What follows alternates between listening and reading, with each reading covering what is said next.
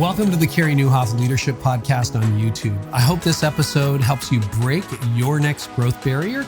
And if you enjoy it, subscribe to my YouTube channel and you'll never miss a thing. Well, whether it's staffing, budget, volunteers, or one of the many other things that hold church leaders back, overcoming growth barriers is the key to progress. So if you're ready to break your next barrier, the Art of Leadership Academy might be exactly right for you. Inside the Academy, you'll get access to on-demand church leadership courses, team trainings, and coaching calls with me. But more importantly, you're going to join a network of over 1,500 high-capacity church leaders. Some will be exactly where you're at, some a little bit ahead, but everybody in the group is committed to leading a healthier, growing church and supporting each other. So if you want to fuel your mission, not just by consuming more information, but by being in a community with people who will challenge and support you, then today's your day. Learn more and start making progress by visiting theartofleadershipacademy.com. And now to today's episode. John Mark, welcome back. It's great to see you. It is really, really good to see you after you disappeared for a year. Yes, off the it's grid. nice to be seen after a bit. I was just saying I was late for our appointment because I had to update my Chrome browser. I'm quite behind the times now. Well, I think they update it about every 3 days as it is. So that's a good thing though, right? We've talked about unplugging before and it's not bad. I've been really challenged by you to be totally transparent about not touching your phone. So I'm not going to touch my phone for a year until lunch. But I have done it without it for the first hour of the day, and it's surprisingly refreshing. Yeah, it's an essential discipline for me. And the gift of sabbatical was to be able to have an extended period like that. It was a treasure. Sabbatical is not nearly as fun as I think most people imagine. It's as much of a hospital visit as it is a vacation. But the gift was getting to have a spiritual life that nobody ever saw. Wow. There's just such a danger in what I do when all of your spiritual life is kind of on display. And, sometimes there's an insidious version of that, the Matthew 6 kind of doing stuff for the wrong reasons. But then there's just everything's working its way into a sermon illustration or an Instagram post or a podcast conversation. And it was so wonderful to have a season where just all of that was stripped away and the real got to come to the surface. That was a really precious gift in my life. I'm sure it was a gift, but it's interesting to think of the sabbatical as a hospital visit, not just a vacation, because I've never done the year-long sabbatical, but I imagine it as a very boring vacation that I would eventually have to fill up with something meaningful and significant. But a hospital visit, what did you learn about that? Well, some of that goes back to, I've done 2 sabbaticals now. One, about 8-9 years ago, that was 3 months long. And then this last one, which is I called it a year-long sabbatical. It was only about 5 or 6 months off work. And then the other 5 or 6 months, I was working, but all kind of offline. So writing and prepping a new nonprofit that we started. So no preaching or teaching, nothing on stages or with microphones. But it was kind of a year offline. And before my first sabbatical, in listening prayer, I'd ask the Spirit of Jesus for an image. We kind of all live from metaphors. So I kind of asked him for a metaphor to frame my sabbatical. And the picture that came to mind was of this old World War II movie. I don't even remember what it was called, that I used to watch with my dad. It was a black and white, likely from the 50s or early 60s. And in it, there's this flyer in the South Pacific, American pilot, who's shot down and wounded, and he's sent back to a hospital on Hawaii. And he's in this hospital, and he's sick, and he's in bed, but he's flirting with the nurse, and she, wheels him outside in the wheelchair, and it's gorgeous outside, and the palm trees are swaying, and he's throwing up because he can't hold down his food, and he can't walk. And he's in traction. And that was the image that I felt like God said, this is what sabbatical is for you. And we were in Hawaii actually for a bunch of it. And it really felt exactly like that. This mix of like, I'm in paradise and this is like an extended vacation, and like I'm wounded and in deep need of healing and traction and rehabilitation. So this last one was that, but to the nth degree, even more so. And it was not just sitting around. We did some fun stuff. We did some traveling. We spent a month in Africa. But I did, a 21-day guided solitude retreat with a clinical psychologist. That was one of the most difficult things I've ever done in my life.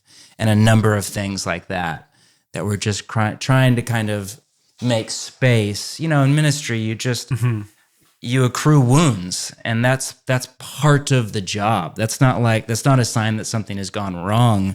It's a sign that like something has gone right. Like it's the holy wound. Unless if I'm reading Paul wrong, Paul very much has like a theology of leadership as vicarious suffering, not in the atonement sense, but you are allowing intentionally hurt, persecution in his case, violence in his case, wounding into your life to allow blessing and life and truth to come through your life to the people that you serve.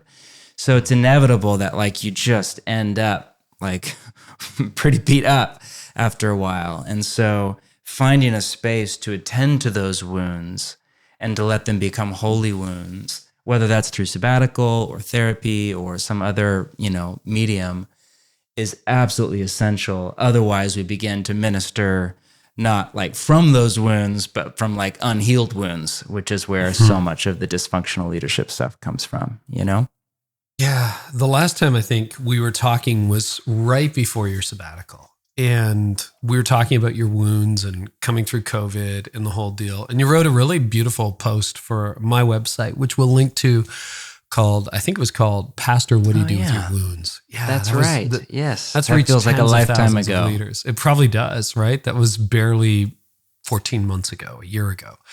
But at that time, you were reflecting on just the beat up of COVID. But I imagine with 5 months or a year, depending on how you count it, you're kind of going over a lifetime of adult in childhood. 20 years for me, 20 years of ministry. Looking back on it, what are some insights? What are some, reflections that you would feel comfortable sharing with other leaders? On just ministry in general, or on my sabbatical? Or the condition that you were in. I mean, this is an open conversation, so take it where you want to take it. But I'm thinking like very few of us, because, I've had to do my healing in process. That's self-inflicted. I just haven't taken a long break. But I had my baggage too. And, over the decades, it accumulates for sure. So what were you dealing with? How did you deal with it? What was helpful? What was particularly painful? And what part of that may have been endemic to ministry as opposed to perhaps unique to you? Yeah, I mean, well, it's all jumbled up in there, what was the fault of ministry? What's my fault? How I did ministry, right? Yeah, exactly. Yeah. The older you get, the less of a victim you realize you are, and the more of a perpetrator.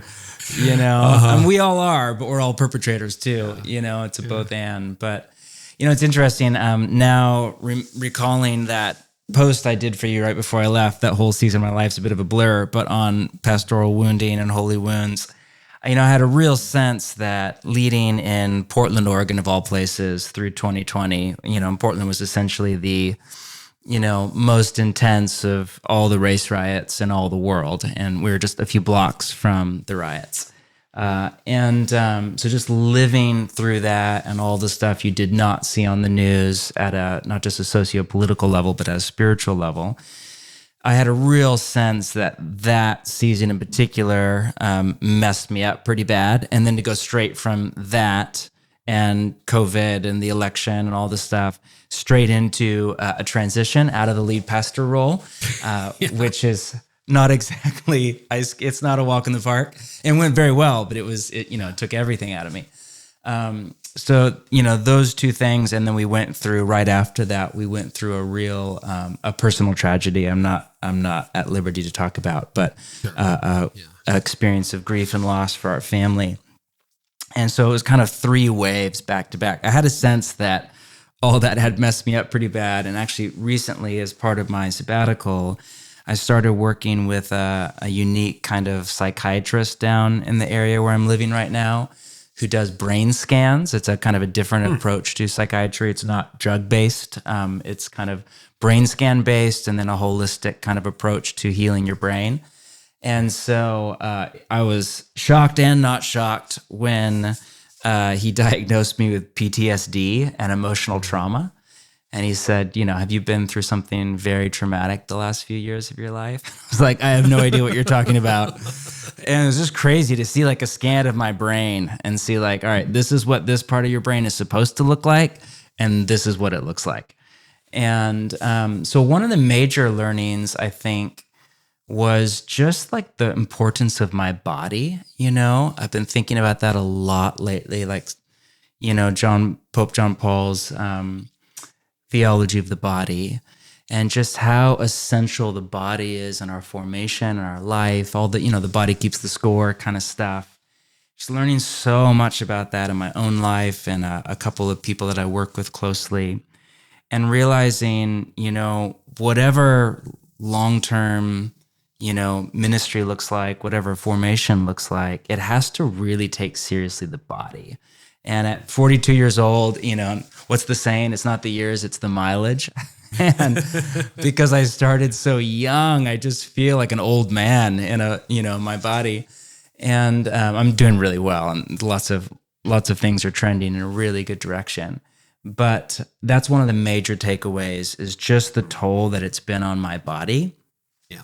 And that has just deepened my commitment to a lot of the things that I already care about and have already said much about around emotional health, around rule of life, around Sabbath, the whole concept of load management in athletics and applied to leadership. My Peloton instructor the other day said, how you recover is how you play, and how you play is how you win. It was a very self-helpy kind of Peloton line. But I thought, man, there's such a leadership lesson in there. I read this book a couple of years ago by an Olympic trainer who said at the Olympic level in athleticism, the difference between an Olympian and a mere professional is not how hard they work, but how hard they rest. They both take their work with about equal level of seriousness. But what really separates the Olympian from someone else is how seriously they take their rest. And whether that's, LeBron James doing his hyperbolic chamber and his 11 hours of sleep and all the things, or how do you apply that to being an entrepreneur or a pastor or a leader or a CEO or whatever, whoever is listening. I just think it deepened my commitment to that. And it caused me to really reckon with a lot of things in my early 40s, because ministry is so inevitably responsive, which is a nice way of saying reactive.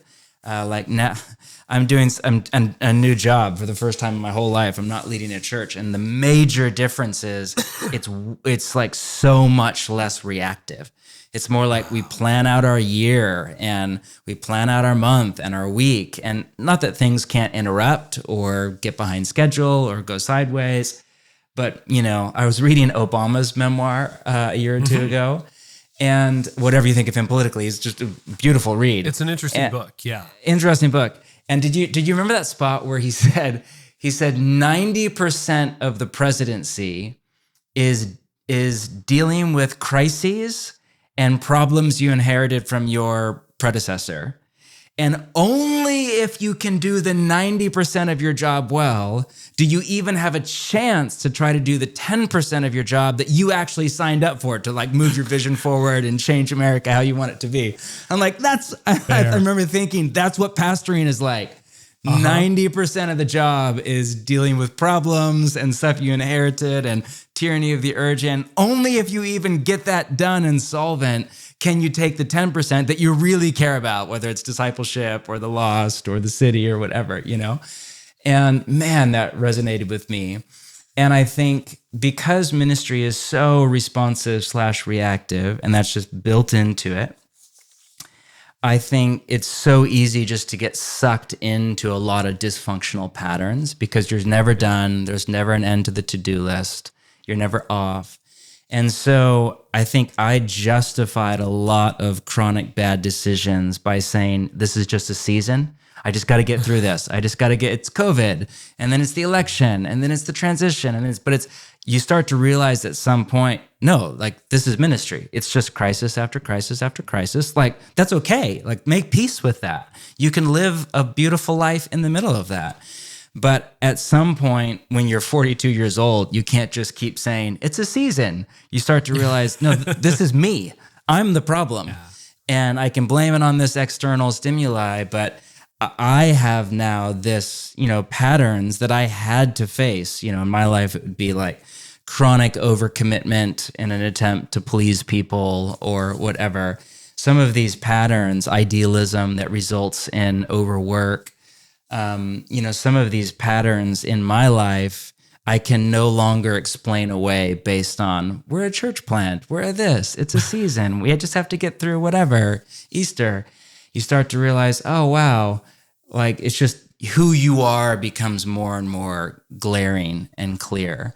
And that's very difficult, and it's a real gift. And so, I don't know, I'm rambling, but those are a couple of the things that I think I've spent a lot of time in reflection on, When you reflected on it now for just over a year, did it surprise you? Like, does it surprise you to look back? Because, you wrote The Ruthless Elimination of Hurry. You have talked for years about practicing the way and creating margin in your life. And looking back on it now, did it surprise you how sucked into the vortex you still got despite that? Yeah. Yes. The irony of that book that I wrote on hurry is I wrote that out of 4 or 5 of the best years of my life. I just was living every single thing in that book, and I continued to, but that book, opened me up to a whole bunch of new invitations and opportunities and commitments and responsibilities that quickly drowned out the very life that I was living. And at one point, the great tragedy is this was a month before COVID, I had this come to Jesus moment, as they would say in the South, and where I was starting to just burn out again. I realized something had gone wrong when I had missed, I think it was almost 6 Sabbaths in a row to travel and teach on Sabbath. And there's I realized, the money right there. Okay, all right. There's a word for that, and it's not a good word. And Jesus used it quite a few times, and it was not a positive word. And my mentor was so kind to me, and he had the best word. He said, if the enemy can't under-promote you, he'll over-promote you faster than your rhythms of grace and your Christ-like character can sustain. And this is what you see pick your celebrity scandal of choice. A ton of them, in particular with the younger ones, were that to a T. Their problem was over-promotion. Too much, too fast. I don't know if there's that little book, The Secret Life of Trees. Have you ever read that? No, but it's on my list. It's so fun. You'll love it. You love it. It's just full of just so many thoughtful things. And, biblically, trees are like this, there's this literary motif all through scripture of people as trees and trees as people. But he has this chapter where he writes about the forest canopy and how, the younger trees obviously grow by photosynthesis, light, they get very, very little light because they're underneath the over canopy, these older trees. And the very little light that they get, that they can photosynthesize, they have to channel into strengthening their trunk and their root system. And that's the only place for their energy to go. And then eventually the older trees die and they can kind of grow up and take their place. But if there's a storm or a logger or something tragic causes one of the older trees to die too quickly, this little tree, these new trees, will just explode up into the tree canopy because now they're getting all the sunshine, and they'll just shoot up, they'll take its place, And then almost inevitably, they will then, in the next storm, die themselves or fall over because they haven't had enough years waiting, strengthening the fabric of their trunk to be able to sustain that height and that level of growth. So I think that's what we just see on repeat, in pastoral scandal after pastoral scandal, is the need for just long years of hiddenness and humility to come through all of it. This is an interesting, maybe a dead question right now, and maybe we need to ask this 5 years from now, because you're not heading back into day-to-day leading a church anytime soon. That's not in the plans. You have a whole new direction in your life, as do I. But I sometimes, I don't think about this very often, but I'm thinking about this right now. If you were to go back into day-to-day ministry, how would you set up? How would it be different? What safeguards would you set up? What guardrails would you put in place? What would you do differently, knowing what you know now? Saying, all right, if I ever did this again, here's what I would make sure. Because I ran around like a chicken with my head cut off while our church was going rapidly for 11 years, and it landed me completely burned out. And that was the hinge point of my life. And so I've spent the last 17 years trying not to make that mistake again, testing it out a little bit in church leadership, but I've also got 7+ years now on the other side of it, leading this, which I have a lot more control over. But it's an interesting thought exercise, because a lot of people who are listening to this are still in the trenches. They're still in the vortex. Any and have initial a chance. Thoughts? No. I mean, I have a few, because, our life is the Lord's, and we'll see what happens. But my wife and I are praying about, not anytime soon, but in a few more years at least, starting something else that would be quite a bit different, actually, than what we did before. So it is on our mind. We think about it a lot. How would we do it differently? If we plant again, what would we do the same? What would we do differently? And a couple of things I know for sure. One is I would never, ever embrace a lead pastor model again. And not because I'm anti-leadership, not for like egalitarian, anti-hierarchy reasons. I'm actually quite comfortable with that kind of stuff. More for emotional health reasons, more for New Testament reasons. You see very strong leaders in the New Testament, but even the strong leaders have apostolic bands around them. You see elders in the plural, never in the singular, so on and so forth. I don't think I would ever start a church by myself, ever lead a church by myself, ever. And, all pastors, I used to say, every pastor wants to have a team, but that's different than being on a team. And I think I would want to do it in team, or whatever the right word, in a leadership community with a few other really core leaders or families. I would never do it alone again. Secondly, I would start with a rule of life before I ever did a thing. I would go into the wilderness with God and community, and I would wait until we had a rule of life that we really felt like was a conducive way to live for that city or context, that was sustainable over decades, not years. And I would build an entire church around a way of life together. Third, I think I would significantly alter the Sunday experience to be more of a Sabbath experience and less of a Christian busyness experience. And I would make some hard, intentional decisions about what we did and did not do as a church in order to make the Sunday experience more conducive to Sabbath. And finally, I think even more, I really would make the table, and I don't mean like in a sacramental sense, like an actual table-based community, the center of anything we did again. Not to say that there wouldn't be a Sunday gathering or preaching or things like that, but I would, and I worked really hard to do this at Bridgetown for many years, but I think I would work even harder and do even more. So I don't know, those are some of the major shifts I think we would make. And we would incorporate just a lot of things that are pretty foreign right now in most evangelical churches. I think we'd want to put pretty close to the center, like Sabbath, like silence, and stuff like that. You moved or morphed into some of that at Bridgetown under your leadership. Like you started as a lead pastor and then you're like, okay, no, I'm going to bring a team around me and maybe I'll focus on teaching, et cetera, et cetera. You also radically changed the weekend experience, but you're talking about like reinventing kind of from the ground up or like amplifying those? Yeah, I mean, with the team leadership stuff at Bridgetown, yes, we did that. And what a beautiful team I got to run with for many years. But we could have taken it a lot farther. I think one of the things I'm learning now is I had way more freedom than I realized I did. My personality, for better or for worse, really for both, is I'm very dutiful, and I don't have a common personality matrix that, to most pastors.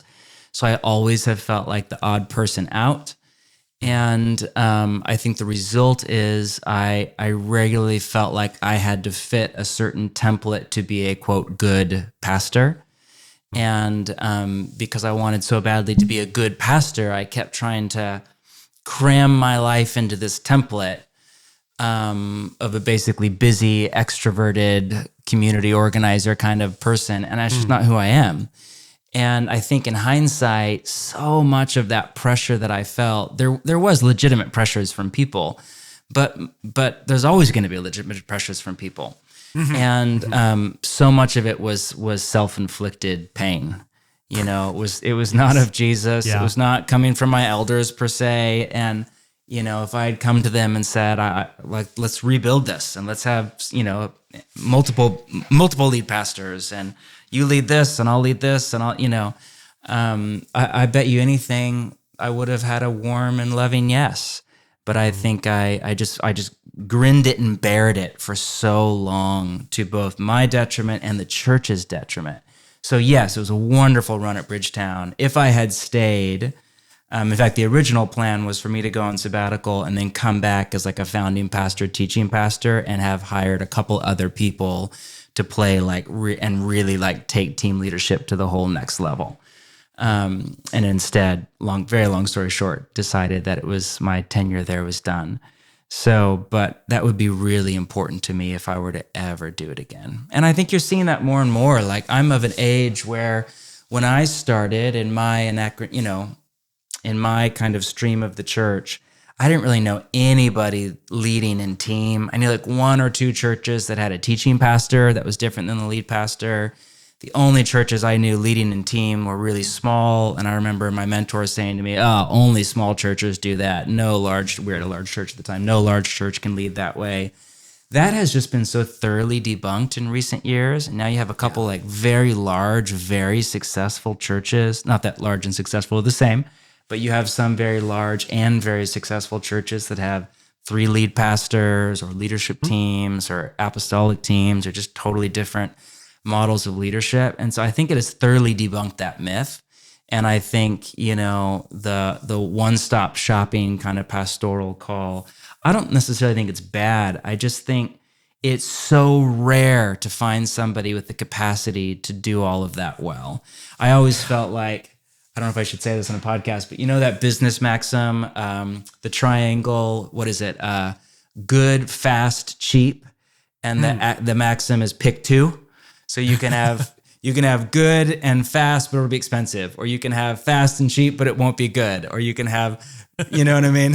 Yeah. Whatever. Yeah. Pick 2. I always kind of felt like in that lead pastor role, there's teaching at a high level, leading at a high level, being an emotionally healthy person who's a good husband and father. Pick 2. Pick 2. Wow. Pick 2. And there is the rare exception to the rule, like the Tyler Statons of the world, that can really pull it off. I'm just not the exception to the rule. And now, not everybody has to be an extraordinary leader or an extraordinary pastor. Most pastors are generalists, not specialists, and so they're not supposed to be a level 5 leader and a TED Talk voice to the nations. They're just supposed to be pastor whoever. And that's not bad. That's good. But if you're in the larger a church gets, the more you want to specialize. And by personality, I'm a specialist. So I just wanted to give myself more and more to teaching, but, it was just this constant mitigation. I think that's a really good framework to think about. Pick two. And at different points in my life, I probably picked two. And yeah, that's not an easy choice. Let's talk about your transition. So we had Tyler Staton on. What a gift. Late 2022, beautiful interview, and had great things to say about the transition and sort of his side of it. I also know what it's like to transition out of a church you founded and even be part of it as you and your family were for a number of months after. Can you talk about what that was like for you, what you went through, what you experienced, what you felt, the waves of emotion? It's super challenging. Yeah, it was one of the most difficult things I've ever done, and beautiful. I mean, I'm living through a bit of a difficult season in my life right now due to some other factors, and I keep thinking of that line from Pascal: "In difficult times, you must always keep something beautiful in your heart." And there's a real gift in my life. I'm 42. And if I died tomorrow, or if I was called out of ministry entirely and went into, whatever, journalism or real estate or whatever, or if I just was wildly unsuccessful at every single thing I did until I died, and it's just like diminishing returns and whatever, I could die now and it would have been such a meaningful life. I just feel like it was just such an honor, almost 20 years with our church in the city. And I'm just so grateful to have been able to have that be a part of my story now. And even though I'm still in transition, I'm not to the next thing yet, but it's a real gift. But yeah, so many emotions. So the gift, there was some gifts in all of it, but the number one gift was a key phone call I had with Pete Scazzaro, who was kind enough to have a few long phone conversations with me at the beginning and throughout the transition. And in our first time, I still have like the Evernote file on my computer. It's just full of notes from it. He basically said, this will be one of, if not the most important moments in your entire ministry at this church. And it will be one of, and more than likely, the most difficult thing you've ever done. And then he said, he gave me this passage as my biblical paradigm. He said, your passage is Philippians chapter 2. Christ, who considered others better than himself, made himself nothing by taking on the nature of a servant, emptying himself, becoming obedient to death, that whole passage, Philippians 2. Oh. And he said, that's what if you follow Jesus faithfully, that's what you're about to live. And he said, this will be a death. He said, it will be emptying yourself, giving up power, giving up control. It will be a daily death to self. And then he said this, he said, almost nobody else will see it. And the very few people like your wife that do see it will not understand it. It will be the most difficult thing you've ever done, and you need to do it. And it was everything that he just said, not to sound like a martyr, but it was all of that. And I'm so grateful. We live from metaphors. And if somebody had given me the metaphor of you're the patriarch in the family and you deserve honor, and so this is your moment for honor, that would have been a very different metaphor to live into. I'm so grateful that I was given the Christ metaphor, the cross metaphor. And even now, as I'm, the biblical pattern of death, burial, resurrection, I'm in burial right now. I'm in Holy Saturday. I'm not to, the next thing and the next season of life and ministry. And that middle season is both a gift because it's a form of rest, and it is a dark night because it's a form of death and burial and waiting. And I just keep thinking of that line of Jesus, he entrusted himself to him who judges justly. And there's a real entrustment of your life and your ministry and your future to Jesus when you let go, So anyway, that was a highlight for me, a real gift to have that as a paradigm. So as I'm navigating all the complex emotions, not all of which were bad, some of which were no. Lots of gratitude. Like the dad. Yeah, I mean, I would, I don't know what it's like. My kids aren't there yet, but when I walk my daughter down the aisle, and she's gone, or I'm sure that will have like all sorts of complex emotions of I'm so proud of you and I love this man and I hate this man and how could you walk away, and all of that, I imagine will be in my heart. I don't know. I've not been down that aisle yet, but I imagine it will be something like that, the processing of emotions, I talked to Gordon MacDonald about it at different junctures. And boy, I'll tell you, I'm going to read Philippians 2 tonight before I go to bed because I hadn't thought about that, but that's exactly what it is. Thank you, Pete. What a gift. Yeah, what a gift. And it is hard. You and I were talking a little bit before we hit record. It's not like, because you were part of Bridgetown for 6 months or so after you were no longer the lead pastor, you still have opinions. It's not like your brain leaves the position. How did you, number one, was that true of you? It's definitely true of me. And what was that inner debate, dialogue, struggle like for you, John Mark? Oh, man. Well, thankfully, my successor was Tyler Staton, who is extraordinary, 11 out of 10, A+++. The church is thriving. The church is doing really well. So any emotional stuff I was working with was my stuff more than anything else. My leadership coach was so funny. He said, once you step down, he said, you have 2 jobs as the founding pastor. He's like, your main job is just bless, champion, cheer, sit on the sidelines, clap your hands. You are just, Tyler Staton's number 1 fan. And your other job is if it goes horribly wrong and he does a terrible job, you lead a coup. And you basically leverage all your stuff and you come back and you oust the person, And he said, anything in between is completely off limits to you. Wow. And man, that was hard because when you're the lead pastor of a church or whatever, or just founder or in a central leadership role, you're used to like kind of getting your hands in everything at some level to a fault, And then it's all kind of stripped away. And even if you chose it at some level, man, it is so hard. My therapist recently said to me, I didn't know this, but that one of the highest suicide rates in the world is for CEOs who are regularly ousted from a position, or they sell their company if they're the founder, or they're bought out and they're removed, or whatever, for whatever reason. That's a volatile job at times.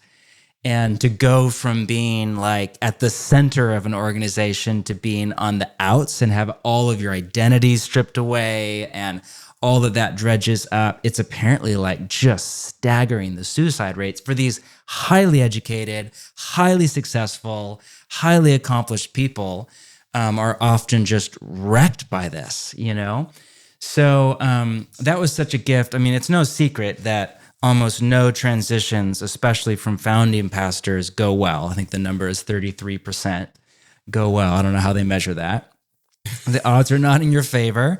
Right. And there are 2 basic things that go wrong. There's more, but there's 2 common ones. One, that's the less common one, but is the incoming pastor tries to change the church too much. And they bring too much of their passion, conviction, theological ideology, or ministry philosophy, even often really good things, but they come with too much of an agenda, and they don't recognize that a church is not a brand or a whiteboard or a website. It is a body. It's a family. It's a community of people. And just like a family has its own internal family systems and a body has its own DNA, I could work with a personal trainer and I'm sure he could help me fix a bunch of things about, my lack of musculature, but I'm still going to be me, and I'm still going to look like me and be my height and have my color eyes. And, so I think that's one mistake, is the incoming pastors don't honor the DNA of the body and the legacy of the family, and they try to change too much or too much too fast. They don't honor the heritage. I made that mistake many, many years ago. And so it's really easy to make because it feels like zeal. It feels like I'm following my convictions about what the church is supposed to be about. But in the reality is you're letting your idealism actually do violence to and harm the Church of Jesus. And especially for my personality, I'm an idealistic personality. INTJ and the Myers-Briggs, which is like all the communists were all INTJs. They're like the ideological utopian thinkers, all of them. I remember Jordan Peterson saying that he collected a bunch of Soviet art and has a whole room apparently in his house that's decorated with like old communist. I was like, what? And he said, it's to remind me every day of the danger of utopian thinking and ideology. And, these were egalitarian. We're going to make a class list. I mean, it's beautiful. You hear like an intellectual communist talk and it's so compelling, like a world, but it's egalitarian, it's just, it's everybody has a place. It sounds beautiful. And it resulted in the greatest genocide in human history. So that's an extreme example of a pastor coming with zeal for his spiritual convictions. But that's one mistake. But the far more common mistake, and in my case, far more relevant, was that the outgoing pastor doesn't let go. He just, it conjures up too much stuff of identity, ego, insecurity, shadow. He cannot handle it. He just cannot handle it. He cannot emotionally self-regulate, and he cannot let go. And so he clings to power in whatever way. And it just sabotages the whole thing. And that's the main problem, whatever percentage, 8 out of 10 times, So it was really helpful to have that. And I don't even have judgment. Honestly, after having done it, and I think it went, relatively well, I have like less judgment for all the pastors that really mucked it up, because I just realized how hard it was. And I had an incredible architecture around me of, and I have an amazing therapist I've been with for 12 years. I have a spiritual director. I had 2 leadership coaches. We hired a consultant who all he does is church transitions to walk us through. I have close friends and community. And I have a rule of life that has a generous, very ample amount of space for practices of rest like Sabbath and of self-reflection like silence and solitude and retreat days. So I have space for a lot of the shadow stuff to come into my field of awareness. And if I can see it, then I stand a way better chance of not letting it run my behavior, And I still barely survived with all of that. Yeah. It's not like the instincts and most disappear. people don't have it. No. Mm-mm.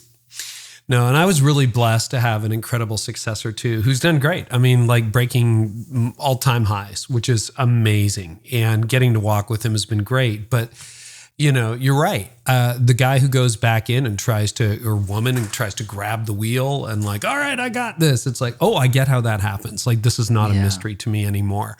But even if it's not the right path, a lot of what is tied up, and again, you're a year on the other side, into all of this is identity. And back to the whole CEO suicide rate. I mean, you are stepping into something new. It's a bit of an uncertain season, but you had a book coming out later this year, and you have a rough idea of what you're going to do next. But what did you learn about identity after stepping away from being a pastor for 2 decades in a local church? What did you learn about identity? At first, I felt like I was doing really good with it. Like I felt there were lots of, the difficult emotions were more about losing my place at the church. And I was really close to our leaders. And for all good reasons, I had to step back from those relationships and hand them over to Tyler. And in a good way. And that was really difficult because I was but no more hanging out with your friends, right? Exactly. They were my friends, and they were the people I processed all my junk with. And now if my, what I'm messing with is I can't believe, Tyler's wonderful, but I can't believe he said this, or this thing hurt I'm hypersensitive. I was hypersensitive to this thing hurt my feelings, or I wish it had gone differently, or I wish they'd done this differently. all those kinds of thoughts and feelings, I can't process with them because now I'm in a pastoral role where my job is to help them grieve me leaving and help them fall in love with Tyler coming. And so I can't and now this is distance. I can't ask them, how's it really going? What do you think? How's he actually doing? I can't ask any of those questions. In fact, if they even a conversation even inches in that direction, I have to so sorry, I got to go. Bye. Because my job is I'm champion number one. Yep. So, which is great. And again, in Tyler's case, it was much easier. Yeah. And very appropriate and right and fitting. But I had all these complex emotions I was dealing with, but they weren't really identity based until it all went down. Even on sabbatical, they weren't really identity based. I think I don't know if it's family of origin or if it's, contemplative prayer is a big part of my life. I just feel so deeply loved by the Trinity and all of my brokenness and sin and wounding. I just feel so incredibly loved by God that I think that was really helpful. But then at the end of sabbatical, we moved. We're kind of a year after the transition, we moved. And I have to keep it a little bit ambiguous to honor some other parties involved, but we were originally moving to not lead another church, but I was going to teach at a different church, just less often, but continue teaching. And in a place that we'd been praying about going for many, many years. And at the last minute, it all fell through. And there's a long, complex story to it that I'm not at liberty to share. Sure. And at that point, the identity crisis hit. Because here I am, I'm a preacher who's not preaching right now. Right. I have been the lead pastor of a church for, forever, and I'm not leading a church. I'm not even on leadership at a church. I'm not even technically a pastor right now. And so preaching stripped away, leadership is stripped away, pastoral call is stripped away, my community is stripped away. We're doing a family gap year right now with our mentors in a little beach down in Southern California before we settle. And for this season, not permanently, I'm not in an urban center. I'm used to being in a secular urban center. That's even become a part of I think my ego identity. I'm the guy working out formation in secular cities. And once that becomes a part of your brand, and then it's stripped, I mean that in the crass sense of the word, and then it's stripped away. I'm not surrounded by intellectuals where I'm living right now, all of this stuff. I was just it was stripping. I sit in my home office. I'm doing meaningful work, but all by myself. And it introduced, I think, a profound sense of confusion where I felt so clear before. Even when I stepped down to go do something, and because I felt like I had more clarity around my purpose in life. But it introduced almost a whole new level of confusion. And some of that is just the loneliness that is inevitable to any kind of transition and to any kind of non-traditional vocational path. I felt early on a retreat, I felt like the Spirit said to me, "Are you willing to take the lonely path?" And I said yes, but I don't think I realized just how lonely the path would be. Long term, that's really dangerous. Short term, it's part of how God creates leaders. The desert is meant to be a short-term experience biblically. And the desert is a lonely place where you are in isolation for purpose. Where it becomes a problem is when it's long-term. One guy I know is an expert on Mother Teresa. I asked him once about her dark night and all the journals that came out and how he had no sense of God's presence. And his take was, he said he did not think it was the dark night of the soul.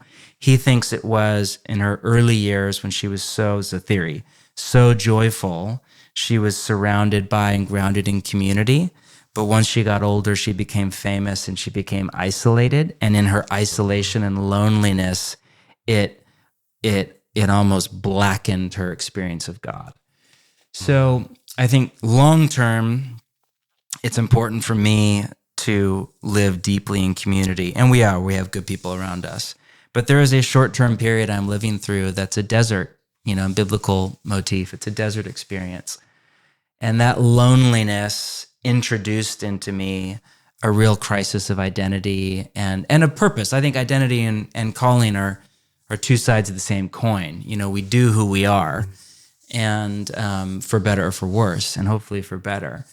But, with that has come so much soul searching. It's like, I think again, back to the body, I've had to learn how much anxiety and fear has just run so many of the decisions of my life. How much of my life has been based on fear management.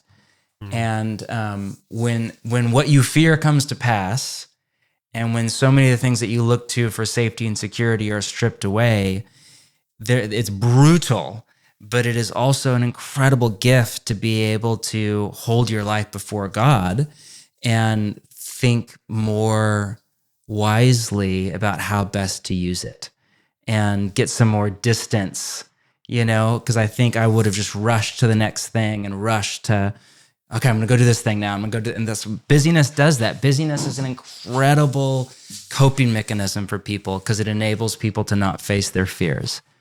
And so when that is stripped away and you have to face your fears, it's sure not fun.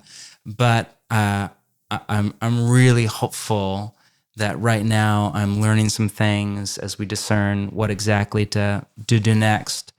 I feel like I have a new perspective on my life that I would not have had otherwise. It's a really interesting, perhaps for you, midpoint reflection, because I've been thinking about identity and, I did ministry for 20 years and it was great and I'm extremely thankful. But I also had this, which was growing and then kind of really grew after I went into it more full time. And I'm like, so it's a little bit like, am I really struggling with identity? Yes, no. But when all that gets stripped away, podcasts get stripped away, speaking gets stripped away. I always remind myself, I say it academically, there'll be a day where nobody listens. There'll be a day where nobody calls. There'll be a day where nobody reads. There's a day where, and that's coming. And who am I then? Yes. But it is a really haunting, interesting question. And back to that CEO stat. I mean, that's not the answer, but I get it. Yeah. Another way to look at this, I wrote a post years ago when I was still in leadership, and I get so many DMs about this problem from leaders. And it's the problem of, how do you attend a church after you used to lead one? And, it's interesting because you have an opinion. And this doesn't even have to be Bridgetown. You can go to the church down the road now in SoCal, and you've got opinions about everything from the set to the prayer to the lights, to the message, to the lobby. And it's extremely difficult. And you're not valued at the same level that you were when you were in leadership. It stirs another cocktail of emotions, not necessarily a good one. Have you experienced any of that yet? And any early insights of what it's like to be a participant in a church when you're not the leader? I have no idea what you're talking about. Next question. I feel it every Sunday, dude. And I don't know that I have an easy answer for it. Yeah, I certainly don't have an easy answer. I feel it right now. It's really hard for me to not moralize it and beat myself up about it. So I think one of the things I'm learning to do, and this is a unique challenge for my particular personality type, but is to observe without judgment. I can't turn the part of my brain off. I've been formed for 20 years. Me too.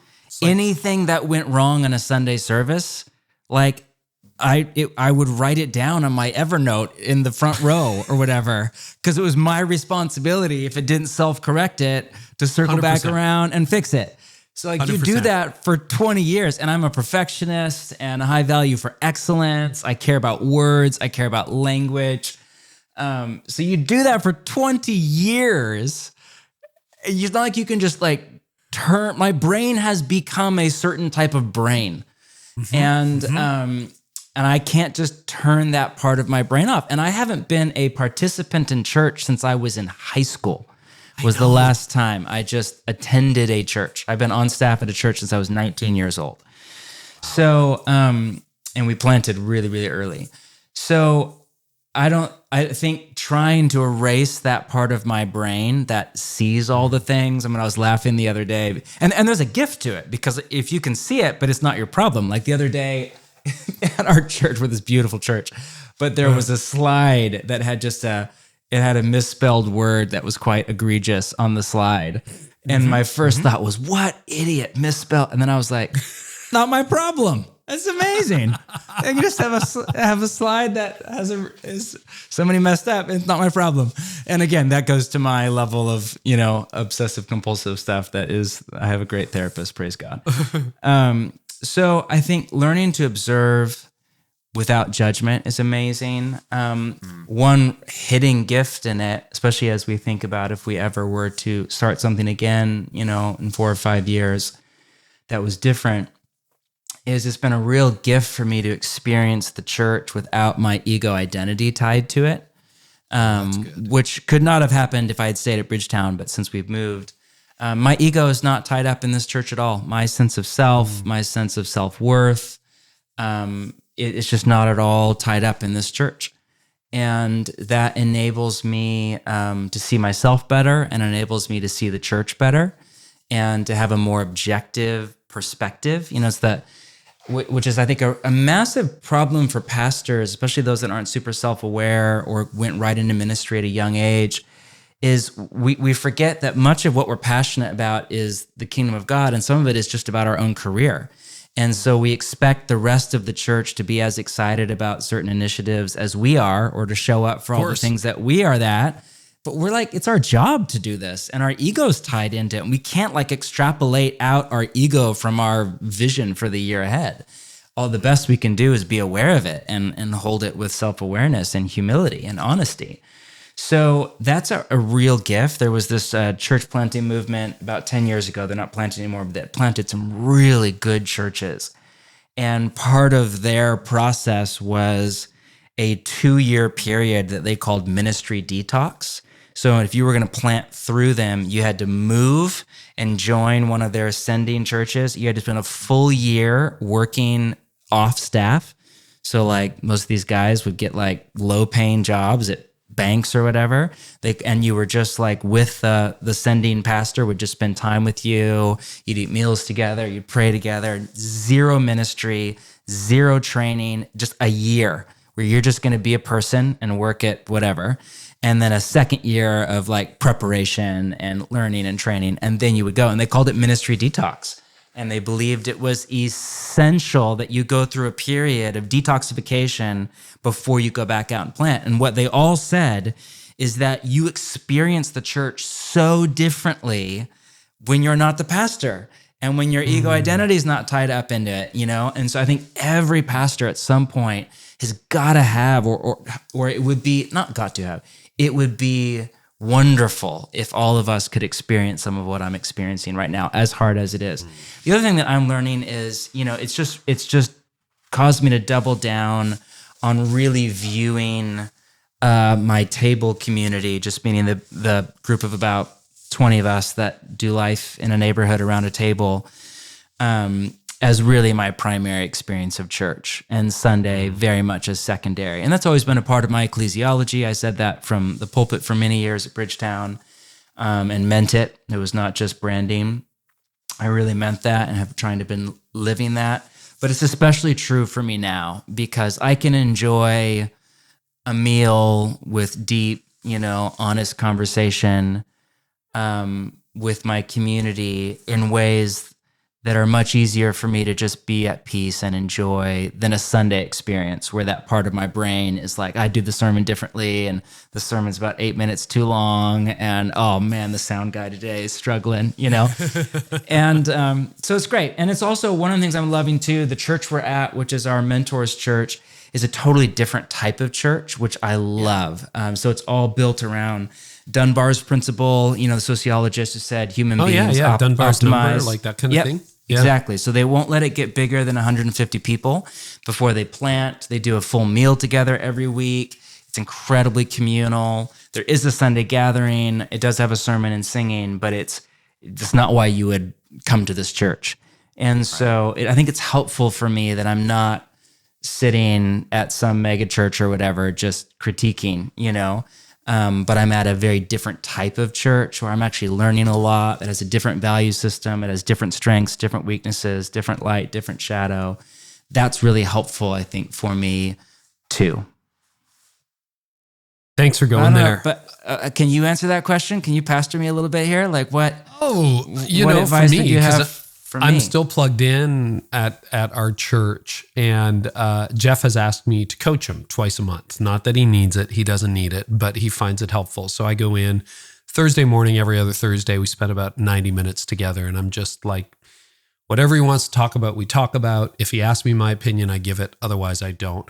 I think that's a really good pressure release valve because it is very hard. In what you said about ego, identity, and Philippians 2 has been incredibly helpful for me because you're right. Anytime I'm like, oh, what about that transition that didn't go well? Or I would have done the trailer this way. Or, why'd they pick this song, not that song? I used to have input into all of that, and I really don't anymore. Like I'm preaching this Sunday.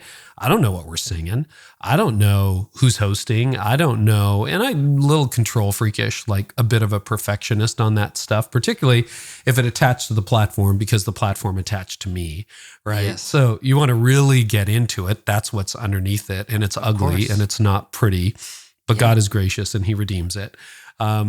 So, that you're right. That's ego identity. It really is. And you're completely like, I talked to a friend who owns a restaurant here locally about it. And it's much easier for me to go to a church out of town and just sit there and go, well, that didn't work and it doesn't really matter. But you're right. It's not attached to my ego identity, my insecurity, my pride, any of that. And I can go to any decent restaurant and just have a good time. Like maybe the service wasn't great or, the food was okay. It wasn't bad. I don't want my money back, but it was fine. And he's like, oh yeah, I can't do that with a restaurant. I go into a restaurant and I'm like, why did they seat us this way? And then how come the tables are so close together? All that like, and he's like, the music is too loud or, the kitchen didn't get on that right away. All these things I don't notice because I'm just there for the meal, right? Like, and a good time with my wife or my friends or whoever I'm with, my kids. But he sees it totally differently. Right. And you're right about that brain. Your brain is a blessing and a curse. Yeah. And it was a blessing and a curse in leadership, right? Because there are times where if something didn't go well, you can come down on your team too hard and crush people who worked really hard on something, or you're just wrong. You're majoring in minors. You're just wrong about it. Or, so, I've had good guidance from friends who just say, I got a friend who's in his 80s and he's like, yeah, you never get over it. So that's the good news, Carey. You're in your 50s, you never get over it. I'm like, great, I got more decades of this. But I do think I am going to seriously take you up on that Philippians 2. I don't know. And those are a few thoughts that I have. But it is great to be under the discipline of a leader that I love and respect. It is great to see the job he's doing. And it's also, I think Andy Stanley taught me this, but you want to celebrate other people's wins. And we were there last Sunday and, I kind of knew because I have enough insider knowledge to know that attendance records were shattering. And, this was the best and strongest our church has ever been.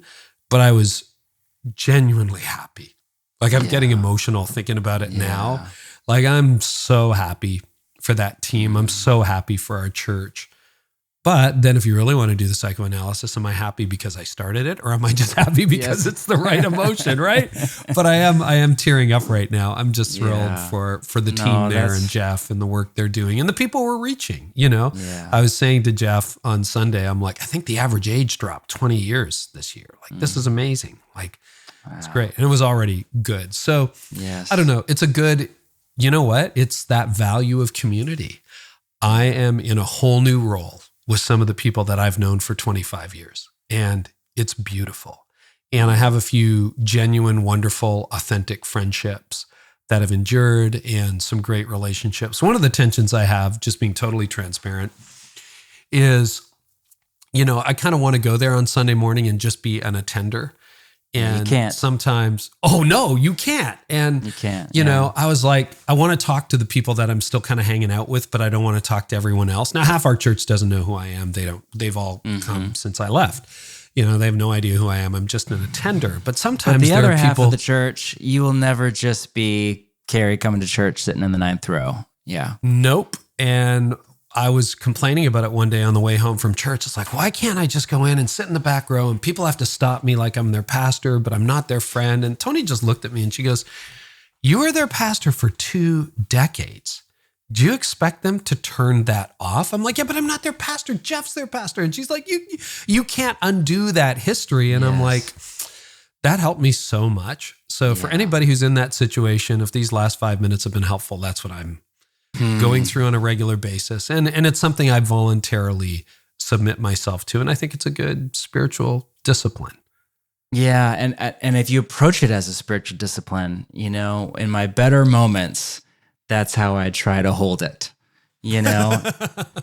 And again, I mean, I'm dealing with best case scenario where my successor is this extraordinary, godly, gifted, you know, but that has its own challenges. And like, you kind of want like him better than me? You like him better than me? I want him to be kind of like a B+, you know? like, you know, good, but not that good. It's like, you know, that line in Elf where I forget the store manager, the department store in the children's area comes in and like, you know, he's redecorated everything overnight. He's like, you see these decorations? Like, they're good. They're a little too good. Somebody's gunning for my job. That's how I feel about Tyler Staton. He's good. He's a little too good, you know? No, which is genuinely wonderful. And it drags up this stuff in your heart, you know? You're like, oh, here's this guy who's younger than me, who's never led a church this size, and he's leading it better than I did. And that's success.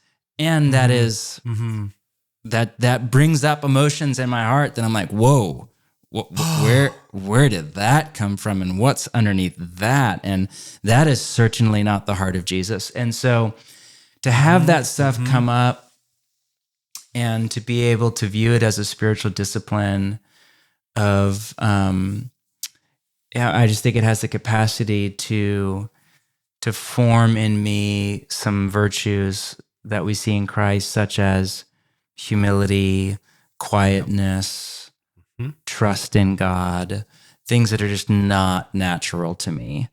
That living through this experience, both the parts of it that have been hard and the parts of it that have gone really well, it's a spiritual discipline. It's a means of grace, you know? And I think if you don't view it that way, you'll become cynical. And that's the real tragedy when you see pastors step down and then walk away from the church. And I'm like, what the heck? Or pastors step down and they become the critic or they become the cynic or, you just have to fight that in your heart. And one of the things that it really exposed in me was, all right, I've said for my whole life, like, I'm here to serve the church. This is not about me. It's about Jesus, and I'm here to serve. But what happens when your ego identity is stripped away? What happens when the church goes on great without you? What happens when nobody asks your opinion on anything? Exactly. Do I actually believe that it's about Jesus, not about me, and I'm the servant, and I'm just a servant in a different role? Is that just all smoke and mirrors, or do I actually believe that? And the reality is, I don't believe a lot of that, but it gives me the chance to actually live, you know, more in line with what I know to be true and what I want to be true of my heart. I want to be able to say with Paul, I am your servant. You know, I want to be able to say that and have it not be self-delusion. Yeah, I think it is, you know, am I willing to submit myself to an authority other than me? There's a very fundamental question in that. And I think for me, with my personality type, the answer has to be yes. That's what I've been doing. And it's been good for me.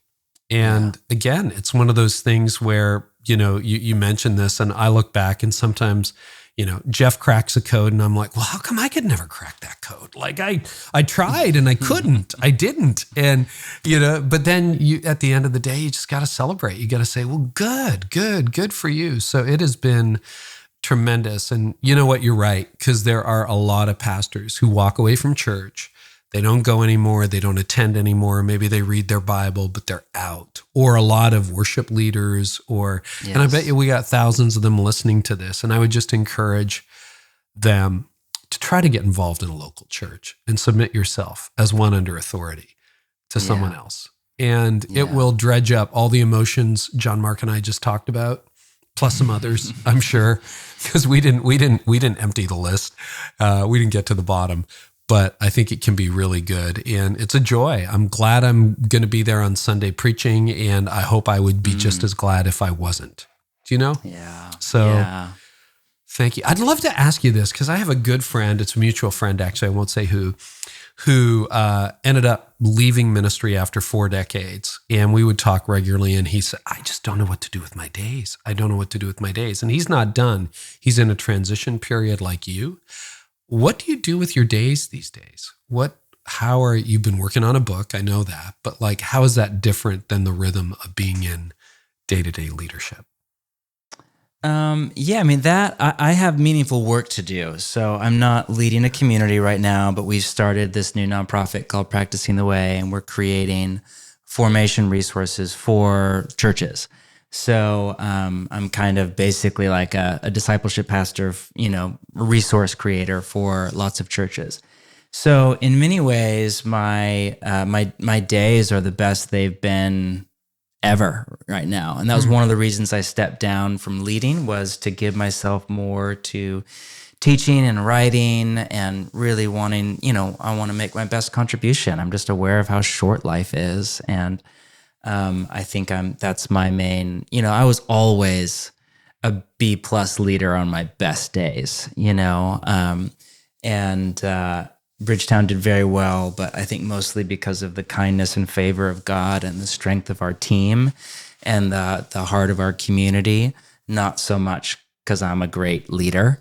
I'm much more of a teacher, spiritual director kind of personality. And my days are wonderful right now. I spend they're the most routine they've ever been. They're slavishly boring, and which the creative life and boredom, are good bedfellows. So my days right now are, if my prior life, my struggle was just emotional exhaustion as an introvert and too much relational conflict and constant crises. Now my problems are loneliness, boredom, tedium, staying focused on long, every day doing long work studies. But they're wonderful. It's amazing. The first time in my life I've always been an introvert in an extrovert's job. And which is one of the great tragedies is I think most evangelical churches don't have a place for introverted teachers, even though that's one of the major gifts to the church. But there's not a good place for that on a pastoral staff much of the time. So even when there is, it's more of an allowance than a blessing. So it's the first time I've ever had a job that is a good fit for my personality. So my days are a lot of research, writing, creating resources for churches, working with lead pastors, whether it's for spiritual direction or coaching or working out, how to do formation in their churches, and other new stuff of running an organization and fundraising and getting a little team together, stuff like that. That's, kind of just organizational stuff. But yeah. Have you or do you have difficulty, or what is your process for self-motivation? And the reason I'm asking the question is sometimes, my favorite days are no meeting days. But if I have a no meeting day, I get bored so quickly. And it's like, hey, you longed for this day for a week. Now you have the opportunity. You have a blank slate. You can do that deep work, that writing project. But motivating myself to do it, I find I work better in 3-hour bursts, like in a morning and then an afternoon of meetings. What do you do if you have, wide open days with no meetings in them?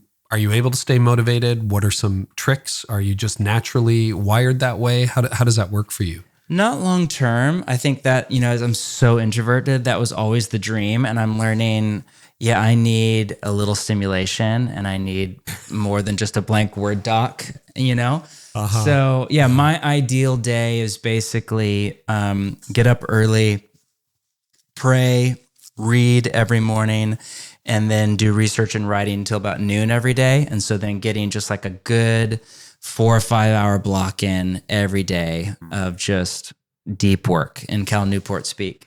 And then I take a midday break. I exercise. I do my cold plunge, which is amazing. And I'm reinvigorated. And then the afternoon, I can do stuff like this, or do meetings, or do email if I have to, or do planning, or meet with people. And then, occasional days for solitude and kind of vision stuff. That's like my dream life. And of course, very few of us ever live our dream life. But this week happens to be one of those weeks and I'm loving it, So, anything beyond that morning rhythm, I find myself it's law of diminishing returns. I struggle to focus. Yeah. I want to check the news or the weather on my internet browser a disproportionate amount of time, And like Hemingway, right till lunch and that's it. He had some habits that's it. It's like, that's about it. 6 a.m. till noon. That's all I got. And all the science says, your brain is a muscle. Attention can be increased, strengthened, finely tuned. Even now I'm noticing it as we're recording this, I'm only a week back from my Christmas vacation. And a couple of weeks before Christmas, I did barely any deep work. So we're doing kind of end of year fundraising and some other things. So I had maybe 4-ish weeks off of my normal rhythms. And man, just staying focused every day till noon and not going to check my phone or, peek at email or whatever is so much harder than it normally is. Just in the month off, it's wow, my brain has atrophied. So it's all right, got to just force it, got to kick it back into gear, So, but even the science that I've read is even at its, at its height, you're kind of at 4, maybe 5 hours a day max. Yeah. Probably more 3 or 4 hours a day max, of that real good, focused, deep work. But again, I don't look at my phone till noon most days. And so that's really helpful. If I can work with no phone, no email, and no internet till noon every single day, that's a meaningful life, where How do you do that? I can because you're working on a computer. Do you just turn it on, do not disturb, and disconnect it from the internet? It's that tension, right? The device that distracts us is also the device that helps us. It's so terrible. I know. Because let's say really you have to, I'm sure you sit around with a lot of hardback books on your desk, but you're I got to learn more about Teresa of Avila. So you do a Wikipedia search, or you're deep Googling, or you go and next thing you know, you're Googling logos. Brad Pitt late outfits or whatever. Shopping for a new pair of sweatpants. 100%. When you're using the internet for research, do you, or it's just I went down the wormhole, that's it, my fault. Yeah, it's brutal. I mean, I don't know. I don't have a secret to that. I try to do research and other times, when I have to do that. Yeah, I don't know. Just try to stay disciplined. No, your body does. That might be a good idea. Your brain does acclimate. And knowing that it's not forever, I'm just trying to make it till noon every day is really, really helpful, And knowing I can even only do that so many days, with focused output. So if I can do Fridays, if they can do more just reading, long-term research, visionary and stuff where I don't have a due date, it's not I have to get this done. That's even helpful for my brain, Yeah. Fridays, I've been experimenting a lot with Fridays lately, and they're a gift if you use them differently. They really are. Summer, I'll take them off. But it's hard. But I'm sensitive to any pastors listening. I mean, it's just, you're just trying to get your sermon done. And you don't have Sunday, keep the church from burning down, So that's the major shift in my life that is so different. And, the grass is always greener. I'm so grateful for this, and I'm lonely, and I miss working with the team, and I miss preaching live, and I miss being a part of the formation of a community. And some of that's seasonal in my life, but some of that is, just the perennial lesson of, you have to bloom where you're planted. What's the Willard line? God is yet to bless anybody other than where they actually are. And we just have to find the goodness of God in our actual life, the actual life that we have, not the life that we wish we had, One of the things, I have a good friend, Jeff Henderson, who says, he asked this question, what's it like to be on the other side of me? So, what would your wife, your children, the people who see you every day, a year out, how would they answer that question? How have you changed or morphed? It's been a difficult year. It's been, a challenging sabbatical, but are you seeing, like, I look at my wife and she would say, I'll take 57-year-old Carey over 37-year-old Carey any day. Like just kinder, gentler, more gracious, et cetera, et cetera. And the church was growing like crazy when I was 37, but it was pick two, right? So, I wasn't always picking, be a nice person, that the stress would come out at home. And now it's totally different. And I hope 3 years from now, she'll have a different answer. Like, oh, you're way better at this. Or, the people who really know me. Any changes that people have noticed in your change of pace in you over the last year, what they might say? You're asking the wrong person. You would need to ask my wife, who is not here right now, or I would pull her in. But you'd have to, you're asking the wrong person. I would like to, I think in my experience, things got worse before they got better. So, as is often the case with anything therapeutic. Some real low seasons of sadness, irritability, reactivity, again, I was just diagnosed with PTSD. That's like not a joke. But I think now it's an increasingly, I would like to say that I really feel like I am moving, growing in the fruit of the Spirit, slowly but surely over time.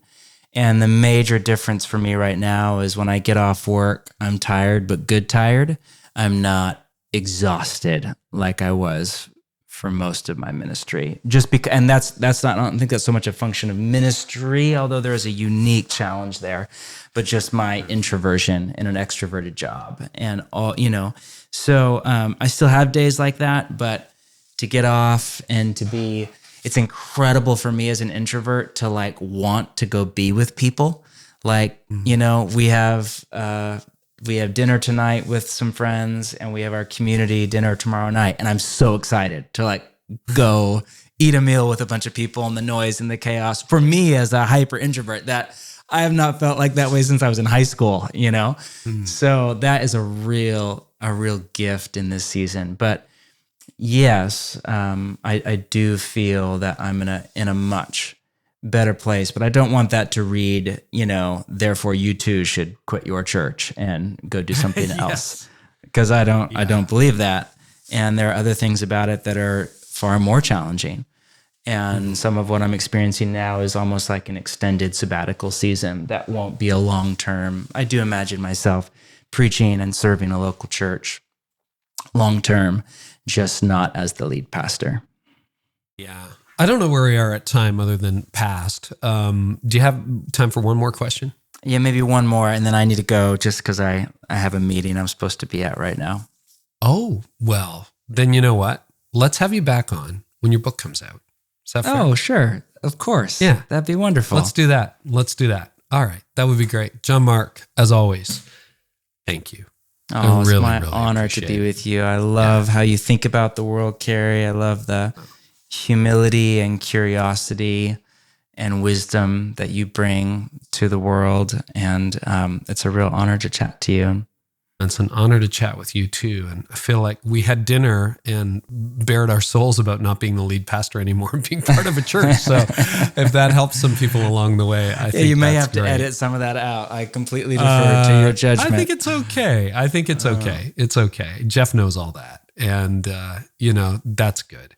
So thank you, John Mark. Hey, people are going to want to track with you. You're sort of back on social, and what is a good website that you might direct them to these days? Yeah, just practicingtheway.org. That's our new venture. That's where I'm giving all of my energies. We're doing practices and podcasts and courses. I have a book coming out this fall. So that's my whole world right now, is creating spiritual formation resources for churches. So awesome. When's the book come out? October? In October. Yeah, late October. Yeah. Awesome. Awesome. Thank you, John Mark. Thank you. There's a new movement happening in the country to reclaim the promise of Jesus' unconditional love and grace, and to see his church rise above the culture war. He Gets Us hopes to give it a voice.